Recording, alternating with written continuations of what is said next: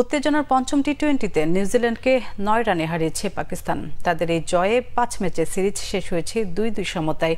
লাহোরে প্রথমে ব্যাট করে ৫ উইকেটে ১৭৮ রান তুলে স্বাগতিক পাকিস্তান ইনিংসের শুরুতে মাত্র ৮ রানে ওপেনার সায়েম আইয়ুবকে হারিয়ে চাপে পড়েছিল বাবর আজমের দল।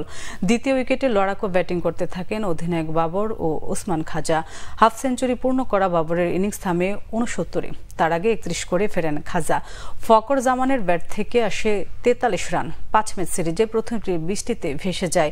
ঘরের মাঠে দ্বিতীয় ম্যাচ জয় পায় পাকিস্তান। তবে পরের ম্যাচে দারুণভাবে ঘুরে দাঁড়ায় নিউজিল্যান্ড। চতুর্থ টি-20তে জিতে নেয় তারা। সিরিজ বাঁচাতে শেষ ম্যাচে জিততেও হয় স্বাগতিকদের। ১৭৯ রানের টার্গেটে টম বান্ডেলকে হারিয়ে শুরুতে ধাক্কা খেয়েছিল কিউবারাও।